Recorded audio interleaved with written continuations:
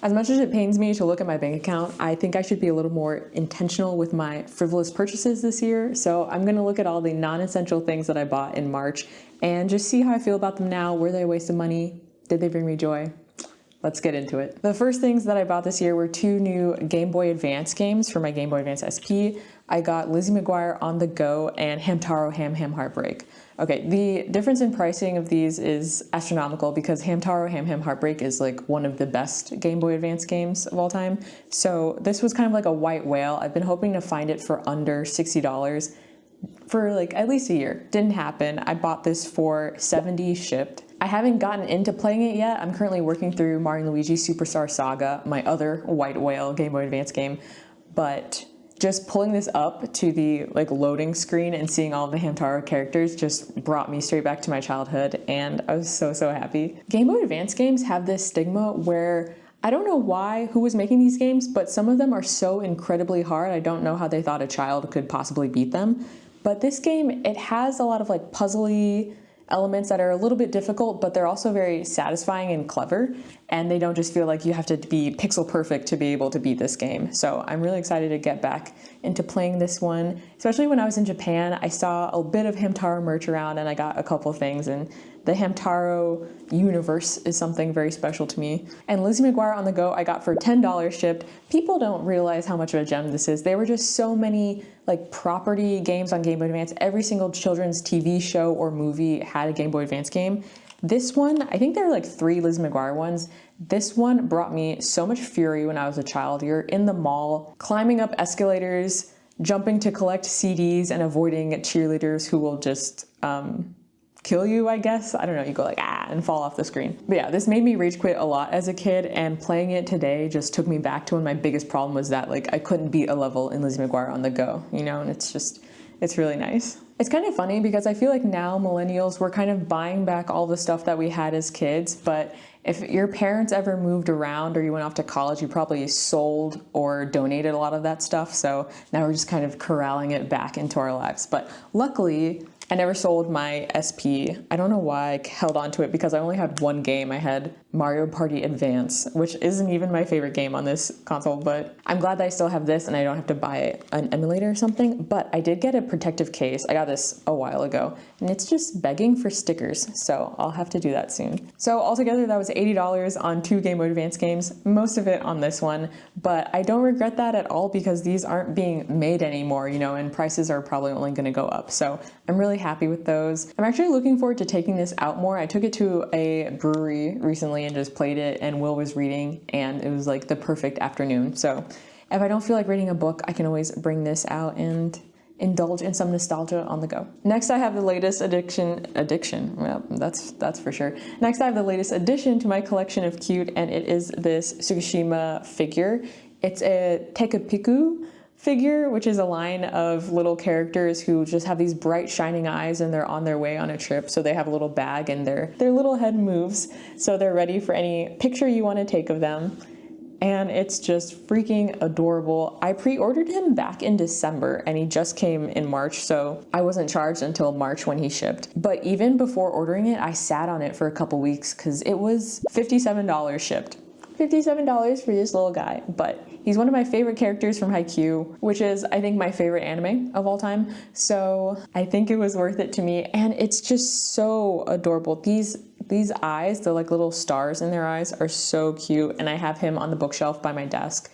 He's like around here, and sometimes I'll just look over and he's like looking up, and now he's fighting with Gojo, the look-up figure I have that is also looking up at you, and they really give me motivation to keep going. Even if this was a very intentional purchase, it's kind of silly because I was just in Japan and I bought so much Haikyu stuff, but nothing as adorable as this, so I couldn't pass it up. Anything that's kind of chibi and squishy looking and round and cute, I'm just instantly drawn to.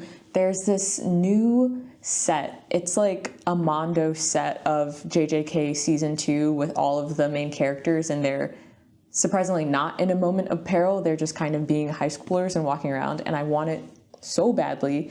And I think it's $115 for like a little set of characters, but I think that's where I'll draw the line. So in comparison, this seems like this seems like nothing, so no regrets here. All right, these next purchases are a mix of aesthetic and function. They are pop sockets. I don't remember pop sockets being so expensive, but I've also never had a MagSafe one.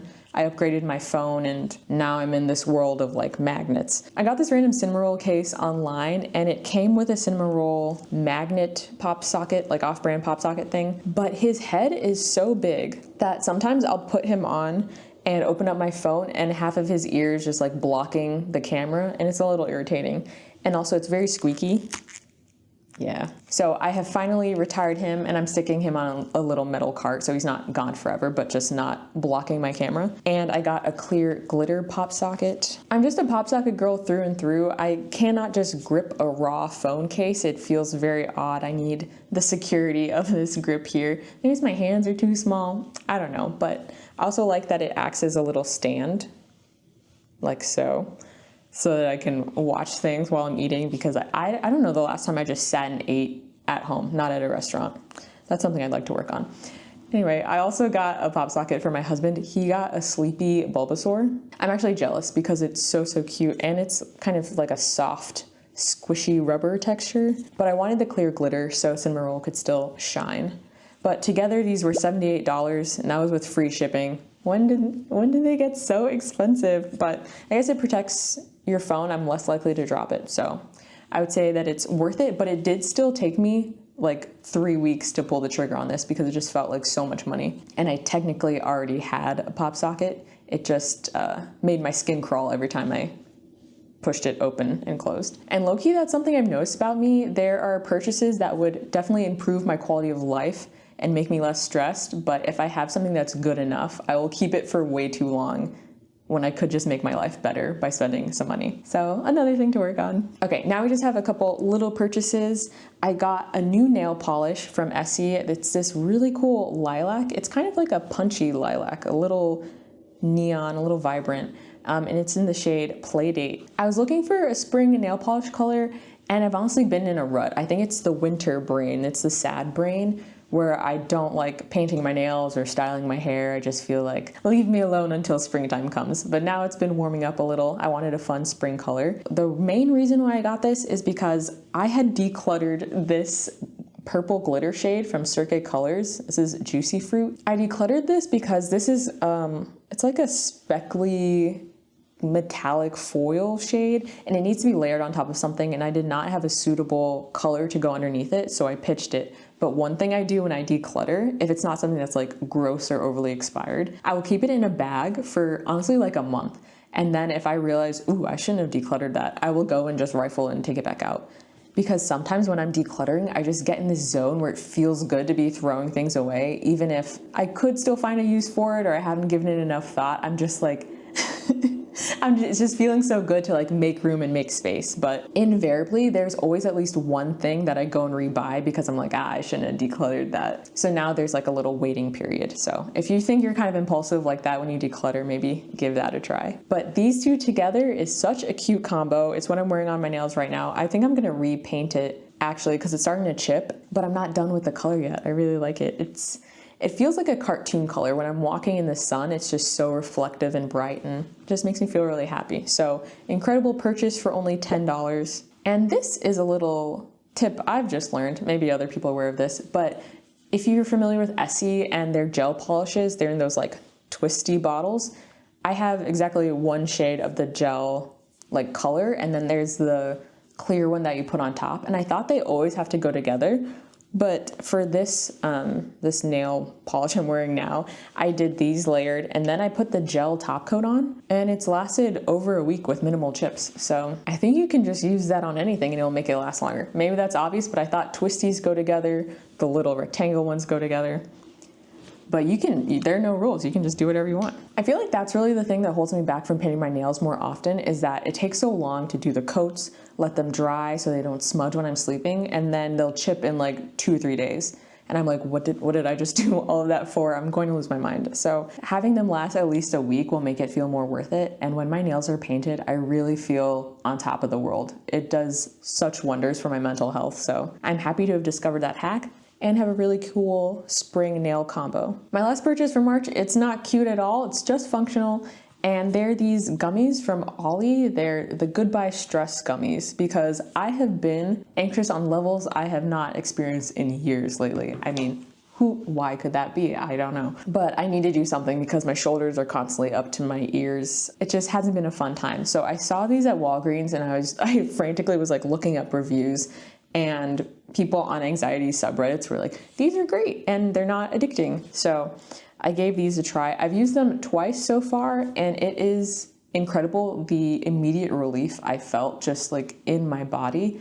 I had forgotten what it felt like to not feel in fight or flight, which is a bummer, but it was nice to just feel my shoulders kind of relax and like be breathing deeper than a puddle. And so far I haven't felt any kind of drowsiness afterwards or any of those kind of side effects. So I'm gonna just use them sparingly if I'm feeling like super stressed or anything, but it's nice to just have that kind of reset for my body. I think that's the biggest boon that these have given me so far, is just letting my muscles relax a little bit. I also have a fun combo of just like general anxiety and ADHD, so my mind is kind of constantly going and has overlapping thoughts, and this helps calm them down so well. So as always, I would do your own research on if you think this might be good for you if you're dealing with anxiety and stress and don't want like a prescription medication for it. This definitely isn't as intense as that. It just feels like that scary anxiety fog is just a little bit clearer and not so overwhelming. So I'm really happy that I picked it up and read reviews and all that stuff. And for $17, I'm super grateful that I found it. So I hope it keeps working for me. So those were all of my extra random frivolous purchases in March, and they totaled $272. I think that's pretty good for a group of mostly just like aesthetic things that like make me happy. And really, I don't see anything that I regret. Like maybe some people might think spending $57 on Suki was silly, but they don't love you like I love you, so that's okay. I think looking at all these purchases as a whole, there's definitely like, I feel like I'm searching for joy, definitely, especially through nostalgia with my games. Some fun nails, the cute pop sockets. I'm just trying to infuse brightness and joy into my everyday life in small pieces. I think that's clear in my purchases. I think keeping it around $250 a month for fun and joy is fine by me. I'm just feeling happy to see how intentional I was about these purchases and how much joy they've already brought me. I'm hoping to keep that going in April. So let me know if you like this video and would want to see more like it. And let me know the last frivolous thing that you bought, and I'll see you in the next video.